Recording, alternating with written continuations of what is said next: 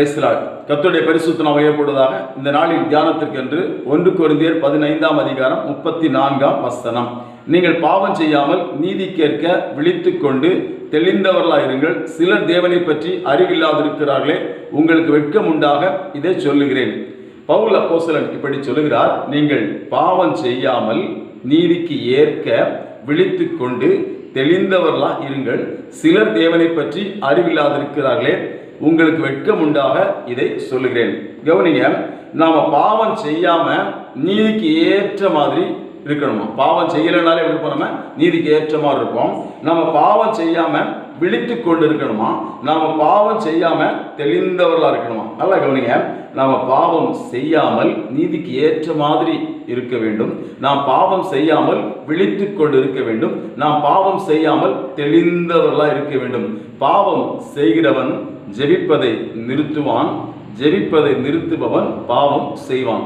தேவனை அறிகிறவன் பாவம் செய்ய மாட்டான், பாவம் செய்கிறவன் தேவனை அறிய மாட்டான். என்னை கேட்கிற தெய்வ ஜனமே, பாருங்க, இங்க நம்ம படிக்கிறோம், சிலர் தேவனை பற்றி அறிவில்லாதிருக்கிறார்களே.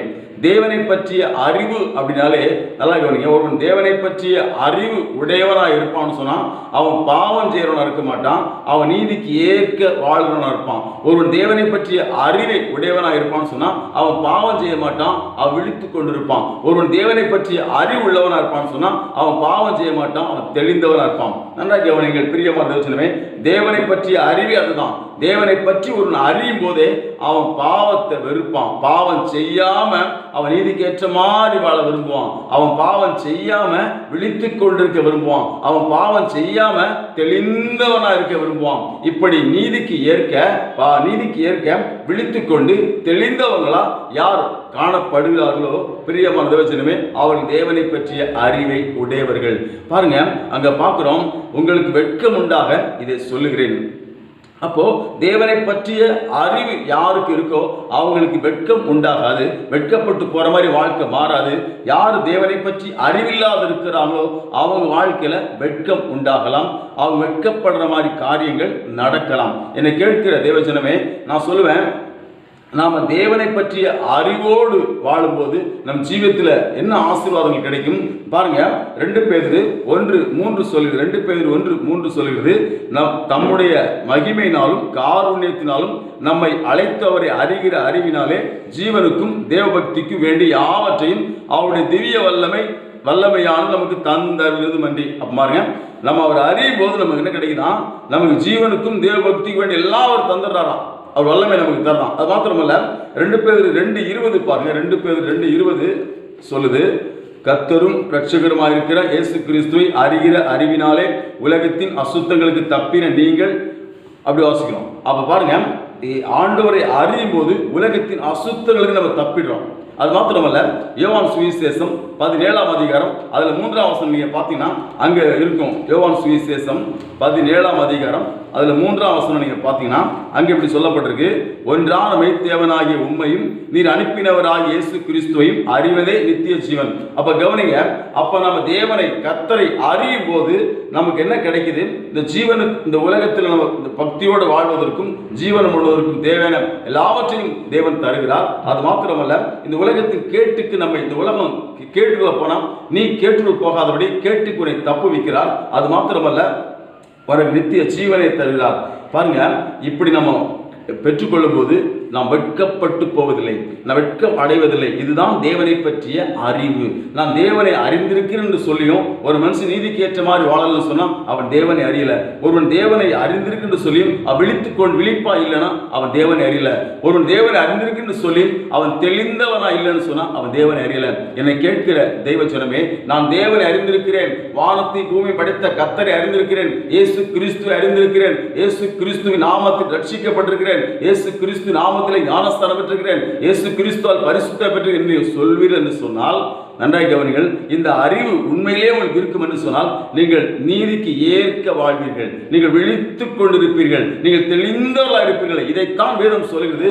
சிலர் இதுதான் தேவனை பற்றிய அறிவு என்று அங்கே பவுல் சொல்கிறான். சிலர் தேவனை பற்றி அறிவில்லாதிருக்கிறார்களே. அப்ப தேவனை பற்றி அறிவில்லாதிருக்கிறவர்கள் தான், அது முந்தின வசனம் நீங்க பாத்தீங்கன்னா புரியும். மோசம் போகாதீர்கள், ஆகாத சம்பாஷணைகள் நல்லொழுக்கங்களை கெடுக்கும் சொல்லி அங்க பவுல் சொல்ல 1 கொரிந்தியர் 15ஆம் அதிகாரம் 33ஆம் வசனம் நீங்க பாருங்க. 1 கொரிந்தியர் 15:33 மோசம் போகாதீர்கள், ஆகாத சம்பாஷணைகள் நல்லொழுக்கங்களை கெடுக்கும். இந்த அதிகாரத்தில் உயிர்த்தெழுதலை குறித்து பவுல் பேசுவார்.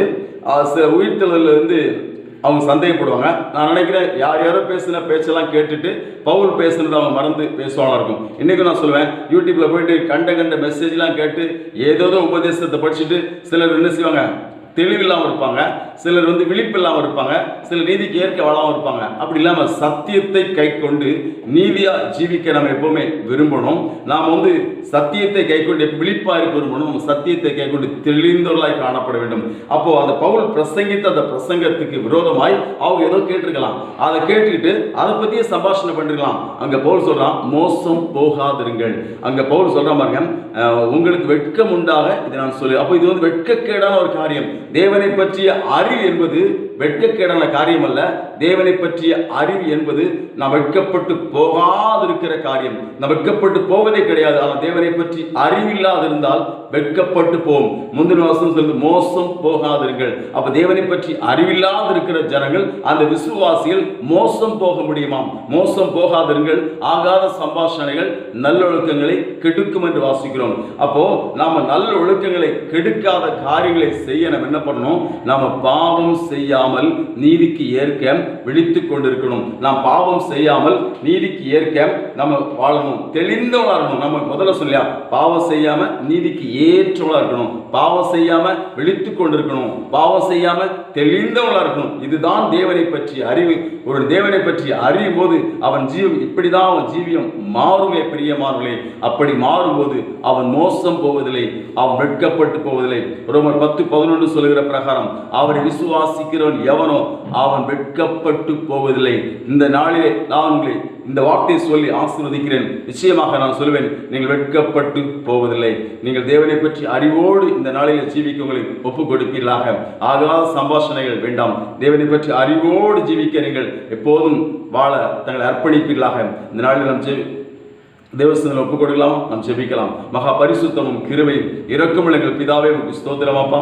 இதோ இந்த நாளிலே என் வார்த்தையை கேட்கிற உடைய பிள்ளைகளுக்காக நான் ஜெபிக்கிறேன். உடைய பிள்ளைகளை ஆசீர்வதிப்பீராக. உடைய பிள்ளைகள் எப்போதும் ஆண்டவரே ஆசீர்வதிக்கப்பட்ட பிள்ளைகளாக, உடைய பிள்ளைகள் கர்த்தாவே பாவம் செய்யாமல் நீதி கேட்க வாழ்வார்களாக, பாவம் செய்யாமல் விழித்துக் கொண்டிருப்பார்களாக, பாவம் செய்யாமல் தெளிந்தவர்களாக இருப்பார்களாக, உம்மை பற்றி அறிவிலே உடைய பிள்ளைகள் ஜீவிப்பார்களாக, உடைய பிள்ளைகள் வெட்கப்பட்டு போகாதிருப்பார்களாக.